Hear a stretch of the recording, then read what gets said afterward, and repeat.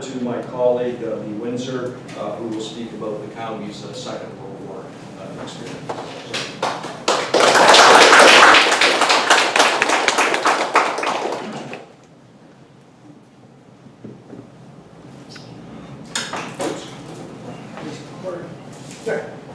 People always think about historians as folks who have the answers.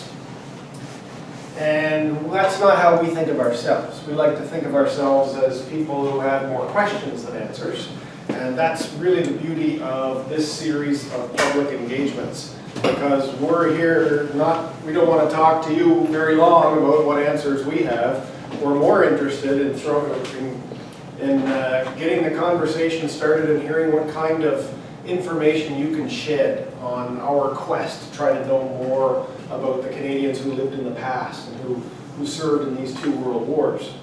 And the way we approach this problem at the University of New Brunswick, and along with a number of our other colleagues at other universities in Canada, is to get our students closely involved in the process. We don't just teach them about what happened in the past, we get them actively involved in the research process of figuring it out for themselves. And recently that process has been energized tremendously. Some of you probably already know that Library and Archives Canada is in the middle of a major program to make primary documents of all types available to students and yet general public across Canada, including all of the personnel files from every soldier that served in the Canadian Expeditionary Force. This represents a tremendous, large piece of demographic data about a section of the Canadian public across a major event in our past. And it's a tremendous, it's been accessible for classroom use for a number of years now. And we've been teaching our own undergraduate students to use personnel files to figure out what they can learn about the past, and we've been also involved in training teachers to use these documents as well, as a place where students can take a personnel file about a soldier killed in action and connect it to other sources and come up with a story about how somebody is significant in the community. And I say this partly as an introduction to one of our bright students who's here with us today, Jessica Hinton. She's a student in the ARCH 3000 internship program at the University of New Brunswick, where she's a history major, history and anthropology honors double major, but she's also doing this internship work where she gets to get practical work experience in the historical field. And what I'm going to talk about is sort of a mirror of Brent's discussion of the way Carleton County experienced the First World War. I'm going to talk about the way the county experienced the Second World War. But Jessica is going to speak a little bit about her work first, because much of what I have to say is a result of what she's uncovered by looking at the cenotaph a little more closely in the last few months. So, Jessica. Hello everyone, I want to thank Lee for the warm welcome. So my internship at the Gregg Center has taken the form of a major research project. And for this project, my goal is to understand the experience of Carleton County through the First World War and the Second World War and their perspective of the conflicts.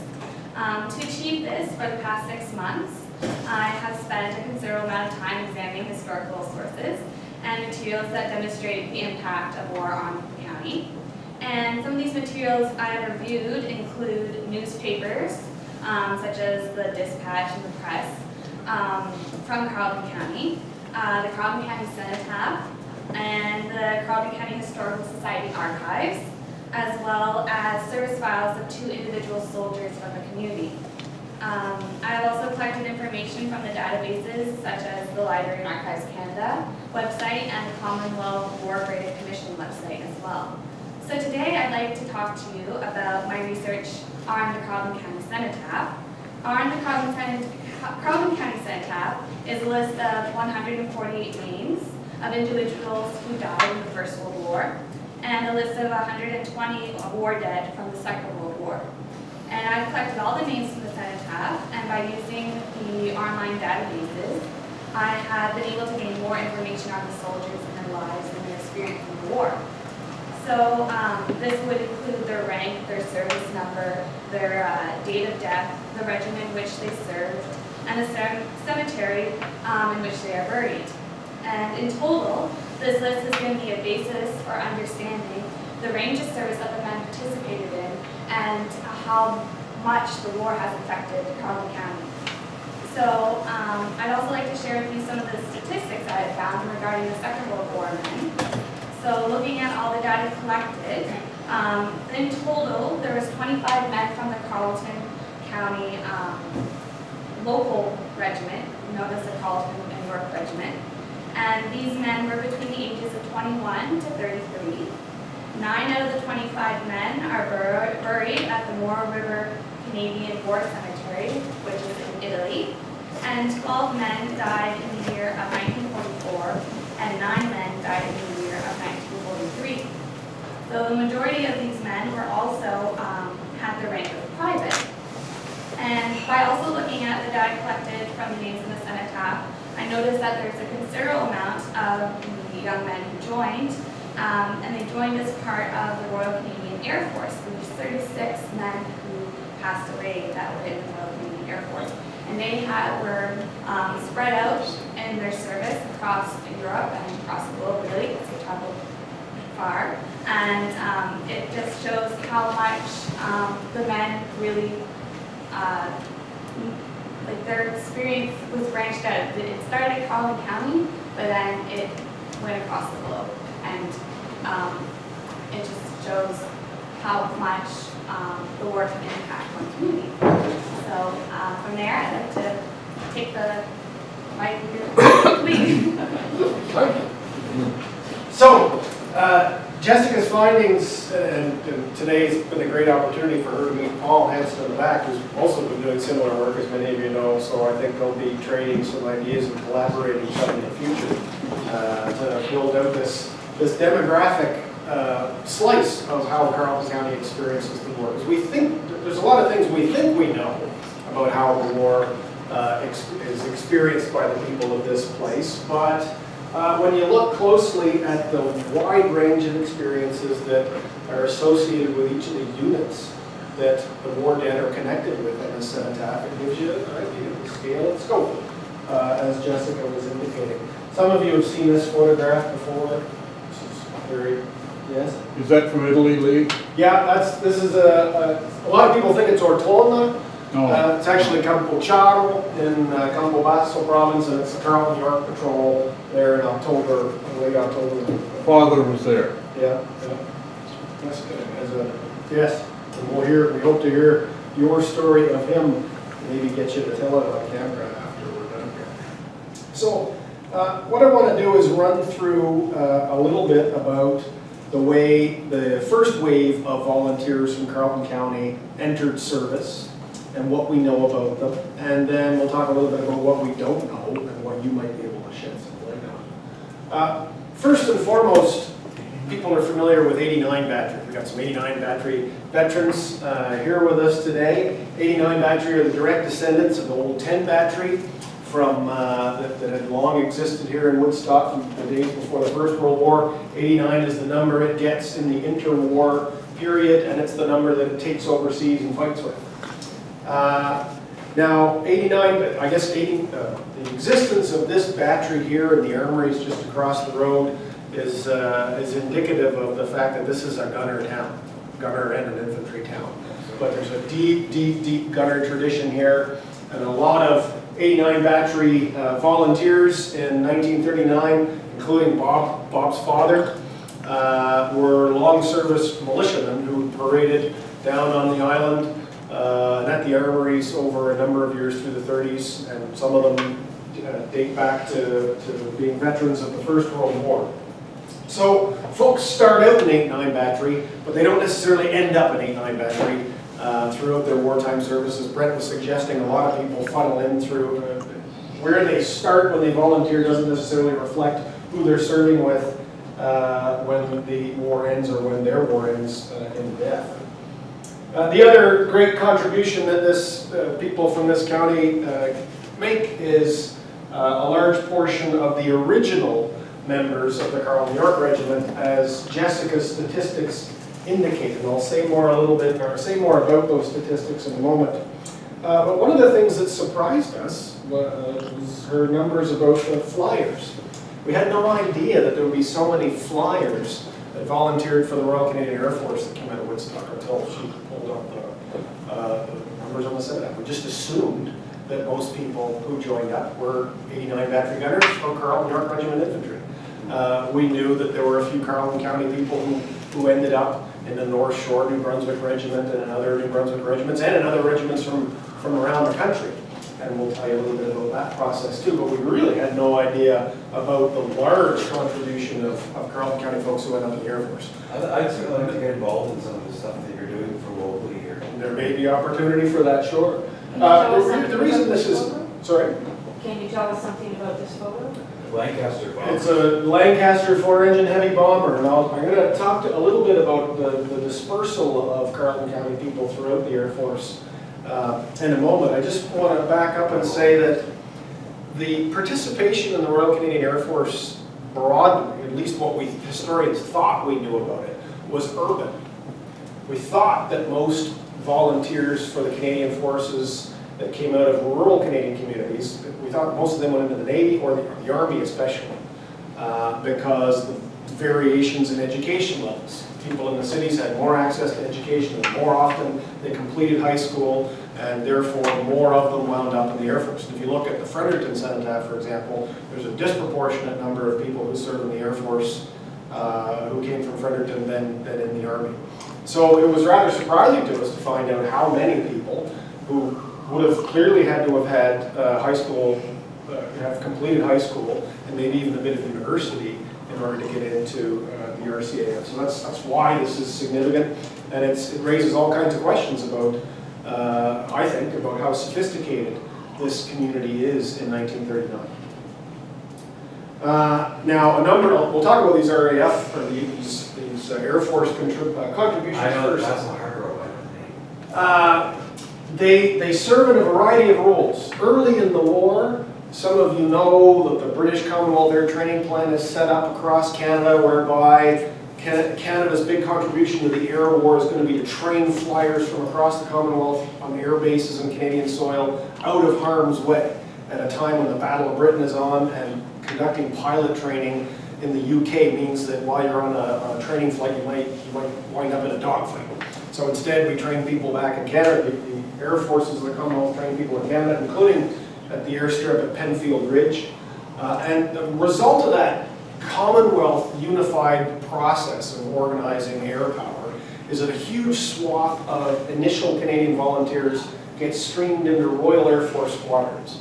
So you might scratch your head when you look up a name of a flyer from Woodstock killed in the Second World War and find out that he's in a Royal Air Force squadron. And in his squadron is a bunch of South Africans and a bunch of Rhodesians, a couple Australians, a New Zealander, and then some Brits, Scots, and Welshmen. What the heck? Well, it's a result of this Commonwealth approach to organizing personnel for the air service. So we get a bunch, about half, I think, of the flyers that Jessica looked up serve in RAF squadrons, and mostly in onesies and twos. Well, I shouldn't say they're killed in ones and twos. There's very few that find themselves in the same squadrons. So those who join the RCAF and end up in the Royal Air Force squadrons are dispersed as individuals. And that means it's tragic in some ways, because it means their story is lost and spread around the globe. They're often called by the RCAF the Lost Legion. So in this case, we had Ernie Blair and Basil Hargrove in 83 Squadron were two of the names you'll find in the Cenotaph. They weren't killed any time near one another, one in 1942, one in 1944. The other large chunk of RCAF members killed in action or carved in the Cenotaph here were in RCAF bomber squadrons. These folks tend to come into service a little bit later when the Royal Canadian Air Force makes a decision to form Canadian squadrons and form a Canadian formation of squadrons, number 6 bomber group, that is our big Air Force formation that gives us some operational control and influence in the say over the war effort, and gives us I don't want to go into a long story about the decision to establish 6th Group, but it's I guess the important point to make is that it represents our largest Canadian contribution to the war in the air, and that bomber effort over Germany. And all three of these chaps, Robert Allwright, Winston Dickinson, although he's from Bolton as I understand, came across the border to join Wendell Palmer Wall and 405 Squadron together. There are other Woodstock and Carleton County fellows in 424 Squadron, 404, and a number of the 400 series Canadian Air Force bomber squadrons that were in 6th Group. And then on top of that, you've got Woodstock and Carleton County fellows scattered across the spectrum of fighter squadrons, coastal command squadrons, mine-laying squadrons, maritime patrol squadrons, and even one, William Wallace Brown, who was in 298 Squadron. This is a fascinating organization. They're special forces air squadron that are intended to be glider tugs. They pull gliders carrying airborne forces, piloted by the glider pilot regiment of the British Army Air Corps. They fly like glider troops, like you see in Market Garden. And William Wallace Brown was killed actually dropping a glider, we think, in on a special operations mission to support partisans when he goes down. You got others like John Guy and 602 City of Glasgow Scottish Squadron, one lone Count New York lad in a group of Scotsmen. This is a famous Battle of Britain squadron, although he was shot down, I think, in 1943.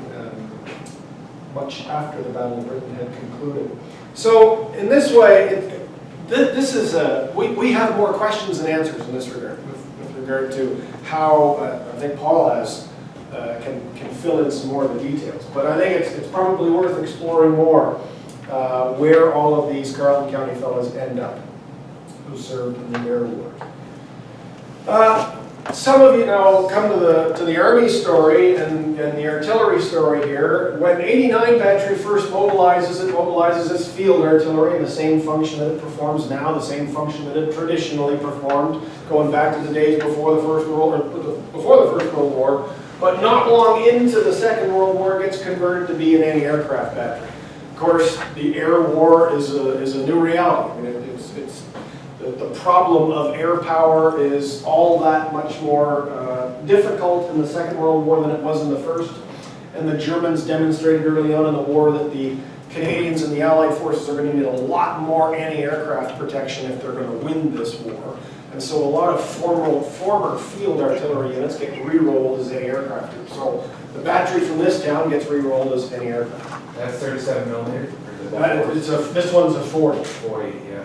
Now, as I said earlier, even though a lot of guys from this armories volunteer with 89, it doesn't mean they stay with 89. Bob told me the story of his father. At first, 89 Battery gets mixed up with 28 from Newcastle, and they're combined, and then they're split up, and the artillery organization goes through a series of evolutions in the early years of the war as we try to figure out what the army should look like in order to fight the Germans in the Second World War. So whatever you join up in, you're not liable to end up in by the end of the war. So, however, there was an effort to some degree to keep the batteries that were raised in New Brunswick, to keep a New Brunswick flavor in them, at least to some degree. So you find that Woodstock and Carleton County fellows sprinkled among all 7 of the batteries raised in New Brunswick. But because the artillery role includes a lot of specialized trades, and the gunners in here can speak to that. You've got specialized driving skills, gunnery skills, radio operator skills, and different leadership skills, forward observation skills. It means that individuals with certain skill sets get plucked out of their home battery and they're sent as sergeants and as corporals to other units. So, and the artillery experience in that way is very similar to the Air Force experience. Folks get scattered out across the Army. And the Army in the Second World War, the Air Forces in the Second World War, the Prince said earlier, there's 1 million people in the Canadian Armed Forces in the Second World War. It's a machine. It's a gigantic machine organized to help defeat the Germans. And the individual local character of units can't often get sacrificed in order to meet the needs of the big machine. There's a balance, though, because the New Brunswick flavor of these 6 batteries and 89 continues to exist, even though New Brunswickers get scattered and people from other provinces get inserted in these New Brunswick units. 50,000 tanks and 90,000 trucks all produced. A lot of technical stuff that needs to get done. A lot of technical work, including work back here in this province in the factory. So everybody, this is a war you can't escape from. We play this game in our classrooms, We ask our students to figure out what their family connection is, because they don't think they have one. They think the war's too remote. But once you push them, if they're a family that has folk, well, any family can find a connection to the Second World War if they work hard enough, not necessarily in uniform. This is a war that you can't escape from between 1939 and 1945. What was that? So- called? The next major contribution, of course, is the Carlton York Regiment that winds up in 3rd Infantry Brigade in 1st Division. This is the 1st Division of the Second World War. 3rd Brigade is a fun group of folks because it's all Eastern Canadian units. The Carlton York Regiment goes overseas with the West Nova Scotian Regiment from the Annapolis Valley and the Royal 22e Regiment de Canada, the regular force Francophone Regiment. A very storied unit. There's some great visuals in the back room there that TJ brought in that speak to a couple of members of the Carlton Yorks that I hope came home and weren't killed. You can see some of the memorabilia in the back room when we're done here. This is, I love this photograph. It was given to me by Justice David M. Dixon, who had originally been an officer in this unit. You'll see this man right here is Company Sergeant Major Upton, who also appears in that photograph of the Carlton York Color Party, and Duke Eaton, a black sergeant from Barker's Point in Fredericton. There's a number of black men from here in Woodstock as well that also served in the unit. That blows our minds about what we think of race relations in the Canadian Army in the Second World War. It tain't what we thought it was. There's a lot of, again, more questions than answers. So, when the Carlton York Regiment first goes overseas, it's got a big portion of Carleton County, Victoria County, York County, Madawaska County volunteers in it. And then most of these artillery units, a good portion of the 4 of the 7 batteries that I had up there earlier wind up in Italy, along with the Carlton York Regiment, and 2 other major New Brunswick units end up in Italy. I say this because when you think about the Second World War experience, our minds often gravitate to Normandy and Northwest Europe. It's not to say that New Brunswick doesn't have a role to play there. It does, of course. The North Shore New Brunswick Regiment from the northeast part of the province is there. Some of our artillery batteries from down south and the northeast are in Northwest Europe. But about 2/3 of New Brunswickers who serve in the Army serve in Italy. And certainly for this part of the province, this is an Italian campaign part of the province. And I think we do well to remember that, especially around November the 11th. I can always remember, I don't want to dwell on this too much, but 2004 we had a big fete for D-Day veterans in New Brunswick. And we found all the ones that we could find from across the province and had a parade in downtown Fredericton. And lining the streets of that parade to celebrate New Brunswick's D-Day veterans from Normandy were the Italian campaign veterans. And they clapped and they cheered honorably and they wore their blue berets, they wore the blue blazers and their Carlton York red berets. They clapped and they cheered and they paid their respects as the parade marched past, and they came to me and they asked, when do we get our parade? It's high time we in New Brunswick recognized how much this province and the Maritimes in general made a contribution to this Italian campaign. From Sicily, off, all the way up through to the Gothic line and Lake Camacchio in the north. Now, it's worth remembering this great photograph here of Don Tweedy and his command team at Beginner's Hill in the Battle of Algonera on 18th of July 1943. It's taken at a time when the Carlton York Regiment is still Carleton County, York County, Madawaska County, Victoria County. But that changes. And Jessica's numbers reveal something of that change, because we get a huge glut of the folks killed with the unit or killed early in the war, in 1943 and early 1944. So the character from Reggio di Calabria and Sicily up through to Ortona. And by the time you get to Ortona, around Christmas time 1943 and early in 1944, the character of the unit has changed. The old originals have largely gone, or been transferred around and killed, not all killed, but wounded and sick, and the flavor of the unit changes. It doesn't necessarily, it's still New Brunswick, a lot of the replacements are New Brunswickers, but not necessarily all from Carleton County. Of course, many of the old originals that survived, including Mr. Leonard, this is their endpoint. New Brunswick's Day of Days. How many of you have seen this painting before, this famous Charles Comfort painting? It's one of the most famous paintings that comes out of the Italian campaign, maybe one of the most famous pieces of war art in the Second World War, I like to think so. This is the Carl New York Regiment, breaching the Hitler line, opening the road to Rome. This is our day. And not nearly enough people in this province know about it. This the same day that the Carl New Yorks are breaching that line, New Brunswick guns are the ones that are pounding the holes in the line, creating and New Brunswick anti-aircraft gunners are throwing rounds in the sky. The German aircraft are trying to shoot up our armored columns and our breakout columns as the Canadian Army opens up the Hitler line and starts driving down the streets of Rome, or driving down the main highway to Rome. 89 Battery fires its second big burst of fire in anger in support of this effort. Previously, they've been on the Brighton beaches protecting the coast of the United Kingdom during the later stages of the Battle of Britain, and managed to bring down a Focke-Wulf 190 over at Brighton Beach. But this is their first real crack at the enemy as anti-aircraft gunners during the war. And there's still a strong number of New Brunswickers in 89 Battery in May 1944, at the time that this painting was put together. Not long after that, though, you may have heard the story that 89 Battery gets re-rolled. The Luftwaffe has been defeated by mid-1944, largely. It's at least on the downhill trend, and what we have a shortage, we've got plenty of gunners and not enough infantry. So it's in the summer of 1944 that 89 Battery becomes part of the new 1st Light Anti-Aircraft Infantry Regiment. And 89 Battery gunners get dispersed, and some of them get retrained as infantry, some of them get pulled back into the replacement depots for gunners, especially gunners who've got lots of training as gunners, as gunner specialists. So it contributes to a further dispersal of Carleton County gunners around the Army.